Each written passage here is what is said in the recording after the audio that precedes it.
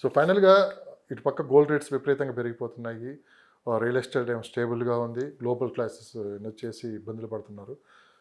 ఇదంతా తట్టుకొని real estate మళ్ళీ ఎప్పుడు పూర్వవైభవం తీసుకుని వచ్చే అవకాశం? డెఫినెట్‌గా రియల్ ఎస్టేట్‌కి ఎప్పుడూ అడ్డు ఉండదు.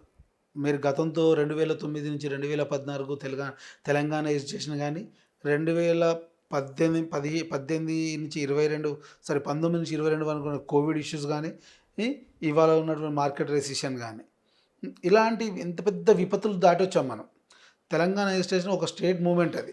ఒక స్టేట్ బైఫర్కేషన్ కోసం కొట్లాడిన ఆ టైంలో రేట్లు పడిపోలేదు. తెలంగాణ మూమెంట్‌లో రియల్ ఎస్టేట్ మొత్తం కంప్లీట్ అదేం కాలేదు. వరస్ట్ సిచ్యువేషన్‌లో ఏం లేదు. ఆ తర్వాత వచ్చినటువంటి కోవిడ్-19 లాంటి ప్రపంచ విపత్తు వచ్చినప్పుడు కూడా మనము రియల్ ఎస్టేట్ బాగా పెరిగింది తప్ప తగ్గలేదు. ఇవాళ మార్కెట్ కొంచెం రెసిషన్‌లో ఉన్న విషయం ప్రపంచం అంతా ఉంది. మన దగ్గర ఒక తెలంగాణలో మార్కెట్ ఏం తగ్గలేదు. ఇవాళ ప్రపంచం అంతా మార్కెట్ స్లోగానే ఉంది. కంపారిటివ్‌లీ మనం అదర్ స్టేట్స్‌తో కానీ నోయిడా, మహమ్మదాబాద్, పూణే, బెంగళూరుతో కంపేర్ చేసినప్పుడు హైదరాబాద్ ఇంకా కొద్దిగా పాజిటివ్‌గానే ఉంది. ఓపెన్ ప్లాట్ మార్కెటింగ్‌లో కానీ, హై రైజ్‌లో కానీ. దాంతోపాటు ఇక్కడ ఉన్నటువంటి డెవలప్మెంట్ చూసినట్టయితే మీరు, మనము ఉన్నటువంటి ఎగ్జిస్టింగ్ ఔటర్ రింగ్ రోడ్‌తో పాటు రీజనల్ రింగ్ రోడ్ ఒకటి క్రియేట్ చేయబోతున్నాం ఇక్కడ. దాంతోపాటు మెట్రో కనెక్టివిటీ పెంచబోతున్నాం. దాంతోపాటు ఫ్యూచర్ సిటీ అనే ఒక కొత్త సిటీ నగరాన్ని ఇక్కడ చండీగఢ్ అండ్ కోబ్జన్ సిటీ లెవెల్ మోడల్లో, ఇంటర్నేషనల్ సిటీ లెవెల్ మోడల్లో నెట్ జీరో పొల్యూషన్ సిటీతో ఇక్కడ ఒక సిటీ కట్టబోతున్నాం. దాంతోపాటు ఇక్కడ బుల్లెట్ ట్రైన్స్, హై స్పీడ్ ట్రైన్స్కి అప్రూవల్స్ తెచ్చుకున్నాం. దాంతోపాటు మనకు ఎగ్జిస్టింగ్లో ఫార్మా మనం క్యాపిటల్ హైదరాబాద్ అనేది ఫార్మాకి క్యాపిటల్, రీసెర్చ్ అండ్ మ్యానుఫ్యాక్చరింగ్, ఇక్కడ ఎడ్యుకేషన్ హబ్ మనది హైదరాబాద్. వీటితో పాటు మనకు మెట్రో కనెక్టివిటీ ఉంది, ఔటర్ రింగ్ రోడ్ కనెక్టివిటీ ఉంది, రీజనల్ రింగ్ రోడ్ కనెక్టివిటీ ఉంది, రేడియల్ గ్రీన్ ఫీల్డ్ హైవేస్ రాబోతున్నాయి. ఈ ఎగ్జిస్టింగ్ సెజెస్తో పాటు లాస్ట్ 3 years వచ్చినటువంటి స్పెషల్ ఎకనామిక్ జోన్స్ కానీ, గతంలో ఉన్నటువంటి ఏరోస్పేస్ సెంటర్స్ కానీ, డిఫెన్స్ సెంటర్స్ కానీ, ఇవన్నీ కూడా హైదరాబాద్ మార్కెట్ మీద డెఫినెట్గా ప్రభావం చూపించే అవకాశం ఉంది. మార్కెట్ గ్రో అవడానికి ఛాన్స్ ఉంది. ఇవన్నీ కూడా ఇప్పుడు పైప్ లైన్లో ఉన్నాయి, కొన్ని బ్రేక్ ఈవెన్లో ఉన్నాయి. హైదరాబాద్ పెరగడానికి ఛాన్సే లేదు. ఎందుకంటే మీరు లాస్ట్ 6 months 1 year చూసినట్టయితే 100 కోట్ల నుంచి 177 కోట్ల వరకు మనం ఎకరం ల్యాండ్ పోయిందంటే హైదరాబాద్ మార్కెట్ పాజిటివ్గా గ్రో అవుతున్నట్టే. ఇది డెఫినెట్గా గ్రో అవుతుంది. ఇవాళ మనము షామీర్పేటలో ఉన్నటువంటి జీనోమ్ వ్యాలీ కానీ, ఫ్యూచర్ సిటీకి వచ్చేటువంటి జీనోమ్ వ్యాలీ 2 కానీ, మన ఫార్మా రీసెర్చ్లో కానీ, అదేవిధంగా పోలేపల్లి, రాజాపూర్, చంద్రవెల్లి, సీతారాంపూర్ స్పెషల్ ఎకనామిక్ జోన్లో వచ్చిన డిఫెన్స్ కానీ, ఏరోస్పేస్ కానీ అండ్ మ్యానుఫ్యాక్చరింగ్ సెజెస్ కానీ, ఇవన్నీ కూడా మనకు హైదరాబాద్ సిటీ గ్రో అవడానికి, ఎస్పెషల్లీ సౌత్ హైదరాబాద్ కానీ, ఇటు వెస్ట్ హైదరాబాద్లో నిమ్జ్ కానీ, నార్త్ హైదరాబాద్లో ఉన్న కండ్లకోయ ఐటీసీజ్ కానీ, ఈస్ట్ హైదరాబాద్లో ఉన్నటువంటి మనకు రయాచ కానీ, ఇన్ఫోసిస్ ఐటీ పోచారం కానీ డెఫినెట్గా గ్రో అవడానికి ఛాన్స్ ఉంది. ఇవాళ సిటీ ఔటర్ రింగ్ రోడ్ దాటింది. Up to outer ring road నుంచి వెళ్ళి 15 నుంచి 20 కిలోమీటర్ల డిస్టెన్స్ ఉన్న ప్రతి ప్రాంతం కూడా డెవలప్మెంట్ అవడానికి ఛాన్స్ ఎక్కువగా ఉంది, గ్రో అవడానికి ఛాన్స్ ఎక్కువ ఉంది. ఎందుకంటే మనం capital of the education, capital of the research, capital of the pharma, ఇవన్నీ ఉన్నప్పుడు డెఫినెట్గా సిటీ పెరగడానికి ఛాన్స్ ఉంది తప్ప మనకి ఎక్కడ స్టేబుల్గా మార్కెట్ ఉంటుంది, మార్కెట్ పడిపోతుంది, రియల్ ఎస్టేట్ ఉండదు అనడానికి ఛాన్స్ లేదు. ఎందుకంటే మనం పెద్ద పెద్ద విపత్తులు దాటొచ్చినప్పుడే అప్పుడే మార్కెట్ పడిపోలేదు. ఈ రెసిషన్ అనేది, స్టాగ్నేటివ్ మార్కెట్ అనేది కొంతవరకు మాత్రమే, కొంత లిమిటెడ్ టైం వరకు. ఇది పాజ్ లాంటిది. ఈ పాజ్ ఎప్పుడు ఓపెన్ అవుతుంది, ఎంత మార్కెట్ పెరుగుతుంది అనేది మనం ఎప్పుడైనా జరగవచ్చు. 1 day టైంలో జరగవచ్చేది. ఇవాళ మార్కెట్లో ప్రోడక్ట్ కూడా అవైలబిలిటీ తగ్గుతుంది. ఎందుకంటే మనం ఎప్పటి నుంచో మార్కెట్ చేస్తున్నాము, ప్లాట్లు పెరుగుతున్నాయి, కన్స్ట్రక్షన్స్ అవుతున్నాయి, అపార్ట్మెంట్లు, విల్లాలు, ఫామ్ ల్యాండ్స్ ఇవన్నీ పెరుగుతున్నాయి. ఇప్పుడు మార్కెట్లో ఇన్వెస్ట్ చేసే వాళ్ళు పెరుగుతున్నారు తప్ప అమ్మే వాళ్ళకి పెరగట్లేదు. ల్యాండ్ అవైలబిలిటీ ఏం పెరగట్లేదు. ఎందుకంటే మనం ఇప్పుడు మీరు ఇటు చూసినట్టయితే జైరాబాద్ కానీ, ఇటు చూస్తే జడ్చర్ల వరకు కానీ, ఇటు చూస్తే చౌటుప్పల్, నార్కట్పల్లి కానీ, ఇటు చూస్తే భువనగిరి, జనగాం వరకు కానీ. సో మార్కెట్ పెరిగింది. ఇలా అవైలబిలిటీ ల్యాండ్ హైవే ఎమ్మటి కానీ, హైవే నుంచి 10 కిలోమీటర్ల వరకు ల్యాండ్ లేదు. సో ఇన్వెస్టర్ పెరుగుతున్నారు తప్ప మన ల్యాండ్ సేల్ చేసే వాళ్ళు ఏం పెరగట్లేదు. ఎక్కడ కూడా ల్యాండ్ అవైలబిలిటీ కూడా తగ్గుతుంది. సో ఎవరైనా కానీ రీజనల్ రింగ్ రోడ్డు రాకముందు మాత్రమే ఇన్వెస్ట్ చేయండి. వచ్చిన తర్వాత ఎట్లా కొనలేం. సో ఫైనల్గా ఇప్పుడు ఒక కన్ఫ్యూజ్ వాతావరణం నెలకొని ఉంది. చాలామంది ఇన్వెస్ట్ చేయాలా లేదా అని ఒక ఆలోచనలో ఉన్నారు. కొంతమంది ఏమో బెస్ట్ లొకేషన్స్ ఎక్కడ ఉన్నాయి, ఇప్పుడు ఇన్వెస్ట్ చేస్తే ఫ్యూచర్ మంచి భవిష్యత్తు ఉంటుందని చెప్పి ఆలోచించే వాళ్ళు కొంతమంది ఉన్నారు. ఒక ఎక్స్పర్ట్గా మీరేం చెప్తారండి, ఎటువైపు ఇన్వెస్ట్ చేయాలి, సో ఇప్పుడు ఇన్వెస్ట్ చేసి ఇది రైట్ టైమా కాదని చెప్పి చాలామంది కూడా అడుగుతూ ఉన్నారు. మీరు అన్నట్టు ఆ తర్వాత ఏది ట్రిపుల్ ఆర్కిని కంప్లీట్ అయిపోతే ఇంకా ఫ్యూచర్లో కొనలేమని చెప్పి అంటున్నారు కాబట్టి మీరేం చెప్తారు? అంటే మన ఒక బడ్జెట్ని బట్టి ఉంటుంది అండి. ఎట్లా అంటే ఇప్పుడు మనము గతంలో చెప్పినట్టుగా first priority near by outer ring road చూస్తాం. ఇలా ఔటర్ రింగ్ రోడ్ పక్కన 25 నుంచి మొదలు పెడితే 30,000 గజం వరకు 25 నుంచి 30,000 గజం ఉంది.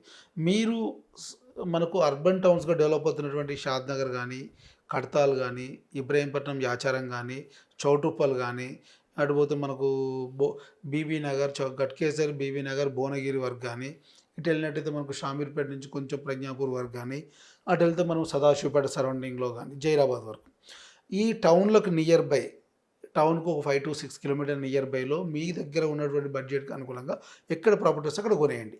ఎందుకంటే నెక్స్ట్ డెవలప్ అయ్యేటువంటి టౌన్స్ అన్నీ కూడా ఇవి. ఎందుకంటే ఇవాళ ఔటర్ రింగ్ రోడ్ కనెక్టివిటీ కానీ, నేషనల్ హైవే కనెక్టివిటీ కానీ, రీజనల్ రింగ్ రోడ్ కనెక్టివిటీ కానీ, రెండు ఒకటి outer ring road, regional ring road మధ్యలో డెవలప్ అవుతున్నటువంటి టౌన్స్ ఇవన్నీ కూడా.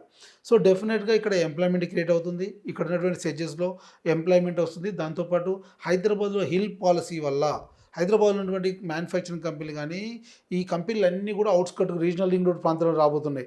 సో రీజనల్ రింగ్ రోడ్ ప్రాంతంలో కంపెనీ వచ్చినప్పుడు డెఫినెట్గా ఈ అర్బన్ టౌన్స్ ఏవైతే మనం డెవలప్ అవుతున్నాయని చెప్తున్నామో డెఫినెట్గా ఈ టౌన్లో ఉండడానికి ఇష్టపడతారు. ఇప్పుడు లైక్ మనకు షాద్నగర్ టౌన్ ఉంది. షాద్నగర్ చుట్టూ ఆల్రెడీ 5 స్పెషల్ ఎకనామిక్ జోన్స్ ఉన్నాయి.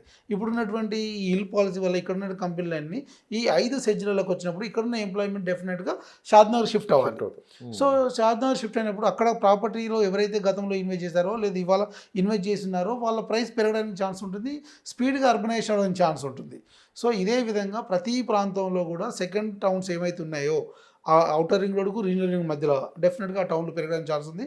ఈ టౌన్లకు నియర్ బై ప్లేస్లలో ఇన్వెస్ట్ చేస్తే డెఫినెట్గా మన అప్రిషియేషన్ ఉంటుంది. దాంతోపాటు మన అవసరాలకు కానీ, భవిష్యత్తులో పిల్లలకు ఎడ్యుకేషన్ కానీ, పిల్లల అవసరాలకు కానీ డెఫినెట్గా మనం ల్యాండ్లో ఇన్వెస్ట్ చేయొచ్చు, ఉపయోగపడుతుంది. లాస్ట్ 3 years నుంచి మనం కనుక గమనించామంటే రేట్లు తగ్గుతాయని చెప్పి వెయిట్ చేసే వాళ్ళు చాలామంది ఉన్నారు. అవును, బేసిక్ నాకు తెలిసి మరి ఇంతవరకు తగ్గినట్టు ఎక్కడ కనిపించట్లేదు. రేట్ తగ్గదు సార్. రేట్ అసలు తగ్గదు. రేట్ ఎందుకు తగ్గుతుంది చెప్పండి? ఇవాళ పెట్రోల్ ప్రైస్ తగ్గిందా? గోల్డ్ ప్రైస్ తగ్గిందా? ల్యాండ్ ప్రైస్ మాత్రం ఎందుకు తగ్గుతుంది? తగ్గదు. ఎప్పుడు ల్యాండ్ ప్రైస్ ఎందుకు తగ్గుతుంది అన్నప్పుడు ఏంటంటే ఒకటే రీజన్, ఆ ఇన్వెస్టర్కి ఎంతో కొంత ఇన్వెస్ట్ చేసి ఉంటాడు. సో తనకి అవసరాలకి ఇమీడియట్ క్యాష్ వస్తుందంటే తన యొక్క ప్రాఫిట్ తగ్గించుకొని ఇస్తాడే తప్ప తను లాస్లో ఇవ్వడు. ఫర్ ఎగ్జాంపుల్ నేను ఒక 2 CR పెట్టి ల్యాండ్ కొన్నాను, నేను 1.6కో 1.8కి అమ్మను కదా, అట్లీస్ట్ 210కో 2.5కో అమ్ముతాను. బ్రేక్ ఈవెన్లో అమ్ముకుంటాను తప్ప లాస్ట్లో అమ్ముకోను కదా. సో ఇది అర్థం చేసుకోవాలి. వాళ్ళ మార్కెట్ లేదు కదా, 20,000 గజం ఉంది, 15కి ఇస్తావా, 10కి ఇస్తావా, ఎలా వస్తుంది, ఎలా పాసిబుల్ అవుతుంది? అది మార్కెట్లో వినిపిస్తుందా? డెఫినెట్గా అడుగుతుంటారు, వస్తుంటారు. ఆ మార్కెట్ లేదు కదా సార్, ఇవ్వచ్చు కదా, 10,000 గజం ఇవ్వచ్చు కదా. మనకు ల్యాండ్ ప్రైస్ 10,000 గజం ఇవ్వాలి అంటే నేను కొన్నది తక్కువ ఉండాలి. నాకు 5,000కో 6,000కో పడితే నీకు 10,000 అమ్ముతాను నేను. ఎందుకంటే మళ్ళీ దాన్ని HMDA ప్రకారం డెవలప్ చేయాలి కదా, రేరా తేవాలి కదా, యాజ్ పర్ డెవలప్మెంట్ ప్రకారం 12 ఎమ్యూనిటీస్ అయితే నేను ప్రొవైడ్ చేయాలి కదా. సో ఇవన్నీ మెయింటెనెన్స్, ఇవన్నీ నేను పెట్టిన ఇన్వెస్ట్మెంట్స్కి నేను ఆ పొజిషన్లో ఉండి చేస్తున్నప్పటికీ నేను కూడా ప్రాఫిట్ ఎక్స్పెక్ట్ చేస్తాను కదా. సో అవన్నీ లేకుండా ఇవ్వమంటే కాదు. అందుకే మార్కెట్లో ఎప్పుడు కూడా రేట్లు పడిపోవు తప్ప పెరగడమే తప్ప తగ్గడం ఉండదు భూమి విషయంలో. దట్టు హైదరాబాద్ లాంటి సిటీకి, హైదరాబాద్ లాంటి ఇటువంటి నగరానికి మెట్రోపాలిటన్ నుంచి కాస్మోపాలిటన్ సిటీ లాంటి అవుతున్నటువంటి ఈ సిటీ, ఇటువంటి సిటీస్కి రేట్లు పెరగడమే తప్ప తగ్గడం అనేది మార్కెట్లో చూడరిక రాదు. అదే ఆ టైం దాటొచ్చాం మనం. ఆ పీరియడ్ మాట చెప్తున్నారు, నేను రాష్ట్రాలతో పోటీ పడలేదు, ప్రపంచంతో పోటీ పడుతున్నాను డెవలప్మెంట్ విషయంలో చెప్పిందే 10 సార్లు చెప్తున్నారు ఆయన. అవును, అందుకే కదా మనం future city net zero pollution city అని చెప్తున్నాము. కోబ్జన్ లాంటి సిటీ నగరాన్ని నిర్మించబోతున్నాం అని చెప్తున్నాము. మనం హైదరాబాద్ మూసీని కూడా ప్రక్షాళన చేసి దాన్ని ఫిల్టర్ వాటర్ చేసి గార్డెనింగ్ బ్యూటిఫికేషన్ చేస్తామని చెప్తున్నాం. సో ఇవంతా కూడా మనము ప్రపంచంలో వేరే నగరాలతో పోటీ పడడం, లైక్ మనకు సింగపూర్, మలేషియా కానీ, ఇప్పుడు జపాన్లో ఒక్కొక్క నగరంతో కానీ ఇవన్నీ చూస్తుంది. ఎందుకంటే హైదరాబాద్కు ఆ స్కోప్ ఉంది, ఆ డెవలప్మెంట్ ఇక్కడ చేయొచ్చు మనము. అటువంటి ఉన్నటువంటి నగరం మన హైదరాబాద్. సో అందుకే ఆ మాట ప్రతిసారి గవర్నమెంట్ చెప్తుంది. దాంట్లో భాగంగానే గవర్నమెంట్ కూడా సీరియస్గా ఉంది. ఇప్పుడు మనం ఇన్వెస్ట్మెంట్స్ ప్రకారం వెళ్ళి కూడా ప్రతి కంపెనీ మన దగ్గర రావడానికి ఇష్టపడుతుంది. మనము గ్లోబల్ సమ్మిట్ కానీ, అంతకుముందు వరల్డ్ బ్యూటీస్ సంబంధించినటువంటి అది కూడా ఇక్కడ పెట్టడానికి రీజన్ ఏంటంటే మనం ప్రపంచం వైపు చూస్తున్నాం, ప్రపంచం మన వైపు చూస్తుందనే ఉద్దేశంతోనే. Thank you sir, thank you so much, thank you ధన్యవాదాలు. ఒకసారి మీ కాంటాక్ట్ నెంబర్ కావాలి. నేను మీ రాజేష్ రెడ్డి అండి. ఏదైనా మీరు రియల్ ఎస్టేట్ సంబంధించిన ఇన్ఫర్మేషన్ కావాలంటే నన్ను కాంటాక్ట్ చేయండి. నా కాంటాక్ట్ నెంబర్ వచ్చి 7650913456.